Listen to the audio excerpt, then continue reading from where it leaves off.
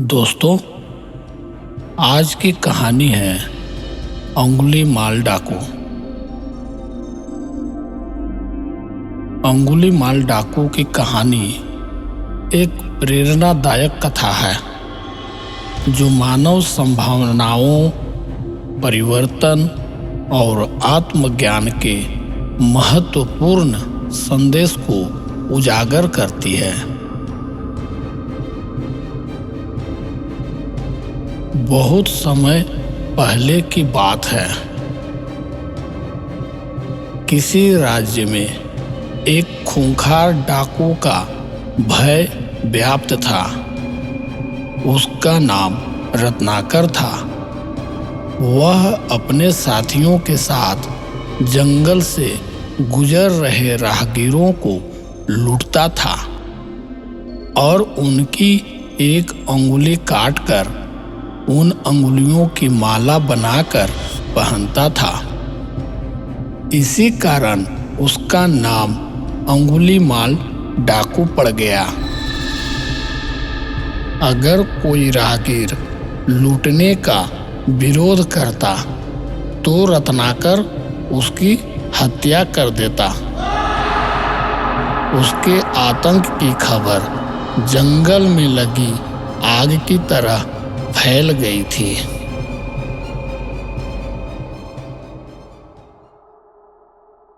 एक बार महात्मा बुद्ध उसी जंगल से गुजर रहे थे। जब वे घने बीहड़ों में पहुंचे तो उन्होंने कुछ लोगों को विपरीत दिशा में भागते हुए देखा। भगवान बुद्ध ने उनसे भागने का कारण पूछा। उन्होंने बताया कि मार्ग में अंगुलीमाल डाकू है। इसके बावजूद भी महात्मा बुद्ध आगे बढ़ते गए। लोगों ने उन्हें आगे बढ़ते देखकर पूछा, क्या आपको भय नहीं लगता? भगवान बुद्ध ने उत्तर दिया, नहीं, मैं मानता ही नहीं कि मेरे अलावा यहाँ कोई और है। और भय तो हमेशा किसी और के होने से लगता है, स्वयं से भय नहीं लगता। ऐसा कहकर वे आगे बढ़ते रहे। कुछ ही दूर जाने पर पीछे से आवाज आई, ठहरो। आवाज सुनकर भगवान बुद्ध रुक गए और पीछे मुड़कर देखा। अंगुलीमाल डाकू अपने साथियों के साथ उनके समक्ष आ रहे थे। भगवान बुद्ध ने मुस्कुराते हुए कहा, मैं तो ठहर गया, तुम कब ठहरोगे? अंगुलीमाल आश्चर्य से बुद्ध को देखते हुए बोला, क्या मतलब है तुम्हारा? भगवान बुद्ध ने मुस्कुराते हुए फिर कहा, मैं तो ठहर गया, तुम कब ठहरोगे? अंगुलीमाल ने पूछा, क्या तुम्हें प्राणों का भी भय नहीं है?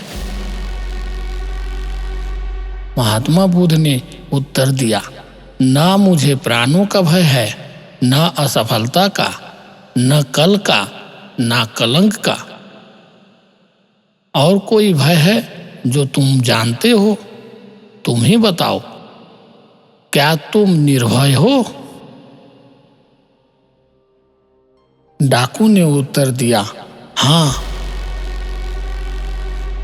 मैं निर्भय हूं। न मुझे प्राणों का भय है, न असफलता का, न कल का, न कलंक का। बुद्ध ने पूछा, तो तुम यहाँ इन घने जंगलों में छिपकर क्यों रहते हो? क्या राजा से डरते हो? डाकू ने उत्तर दिया, नहीं। बुद्ध ने फिर पूछा, क्या प्रजा से डरते हो? डाकू ने उत्तर दिया, नहीं। महात्मा बुद्ध ने फिर पूछा, तो यहाँ छिपकर क्यों रहते हो? यह सुनकर डाकू अंगुलीमाल घबरा गया और एकटक महात्मा बुद्ध को घूरने लगा। बुद्ध ने कहा, उत्तर मैं देता हूं, तुम पाप करते हो और पाप से डरते हो। डाकू हंसते हुए बोला, महात्मा जी, तुम अपनी इन बातों से मुझे भ्रमित नहीं कर सकते। ना मैं पाप से डरता हूं, ना पुण्य से, ना देवताओं से, ना दानवों से, ना राजा से, ना राज्य से, ना दंड से, ना विधान से।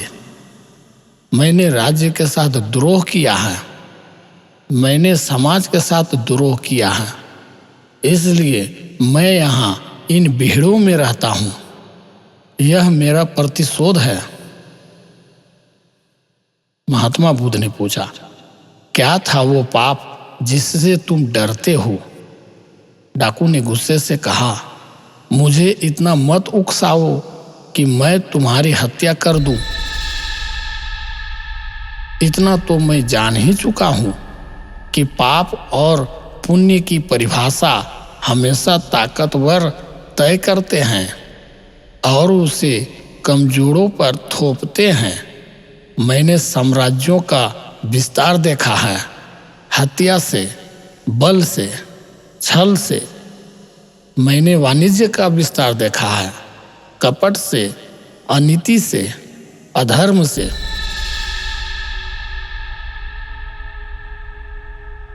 वो पाप नहीं था। मैं सैनिक था, दुष्ट और निर्दयी सौदागरों की भी रक्षा की।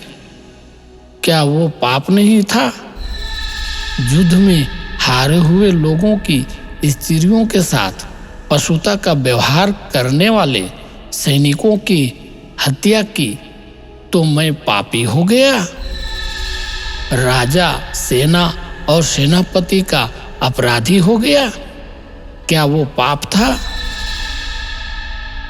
महात्मा बुद्ध ने कहा, दूसरों का पाप अपने पाप को सही नहीं ठहरा सकता। डाकू चीखते हुए बोला, मैं पापी नहीं हूं। महात्मा बुद्ध ने कहा, कौन निर्णय करेगा? वो जो इस यात्रा में तुम्हारे साथ है या नहीं है? क्या तुम्हारी पत्नी, तुम्हारा पुत्र, क्या पाप में तुम्हारे साथ हैं? डाकू ने कहा, हाँ, वो क्यों साथ नहीं होंगे? मैं जो ये सब करता हूं उनके सुख के लिए ही तो करता हूं। महात्मा बुद्ध ने कहा, तो जो तुम्हारे साथ है उन्हीं को निर्णायक बनाते हैं। जाओ, अपनी पत्नी से, अपने पुत्र से, अपने पिता से, अपने निकट संबंधियों से पूछकर आओ, जो तुम कर रहे हो क्या वो पाप नहीं है?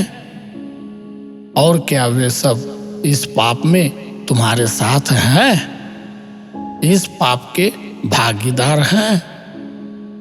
डाकू ने कहा, ठीक है, मैं अभी जाकर आता हूं।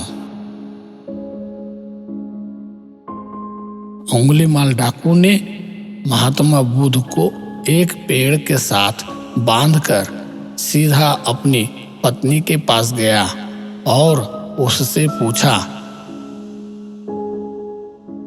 यह जो मैं कर रहा हूं क्या वो पाप है?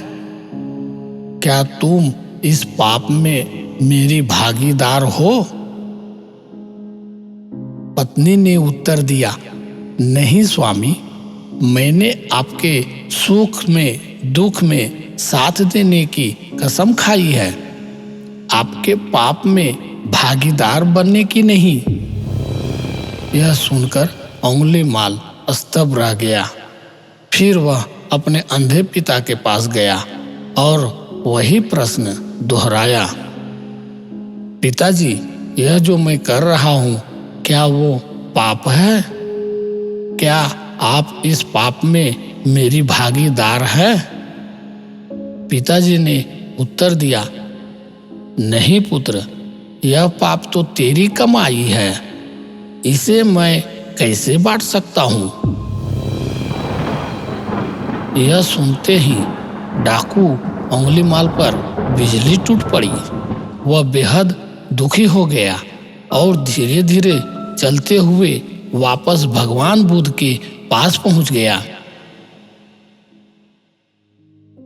भगवान बुद्ध ने उंगलीमाल को वापस आते हुए देखकर मुस्कुराते हुए कहा, तुम्हारे साथी मुझे अकेला छोड़कर जा चुके हैं।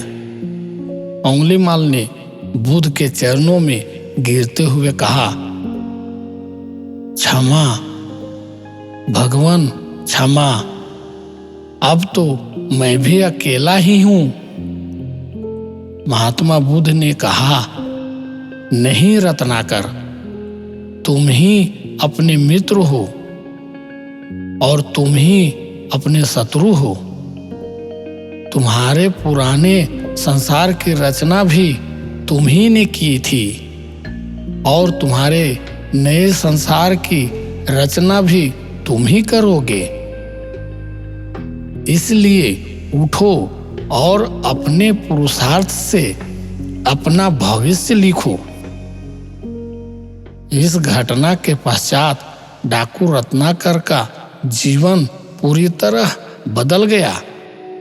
उसने पाप के मार्ग को त्याग कर पुण्य के मार्ग को अपनाया और आगे चलकर यही रत्नाकर डाकू राम कथा के रचयिता महर्षि वाल्मीकि बने। यह कथा उपनिषदों से ली गई है और बताती है कि मनुष्य असीम संभावनाओं का स्वामी है। वह अपने पुरुषार्थ से राजा बन सकता है और अपने आलस्य से रंक भी। अपने अविवेक से अपना नाश कर सकता है और अपने विवेक से अपना निर्वाण भी कर सकता है।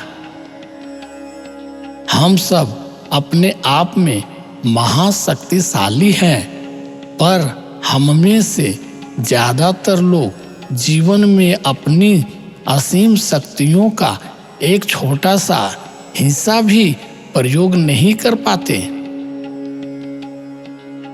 क्यों ना हम भी डाकू रत्नाकर की तरह सामान्यता को त्याग कर उत्कृष्टता की ओर बढ़ चलें।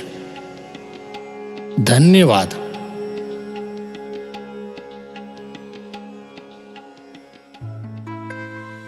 अगर ये कहानी आपको अच्छी लगी तो वीडियो को लाइक करें, इस चैनल को सब्सक्राइब करें और अपने मित्रों को भी ये वीडियो शेयर करें। धन्यवाद।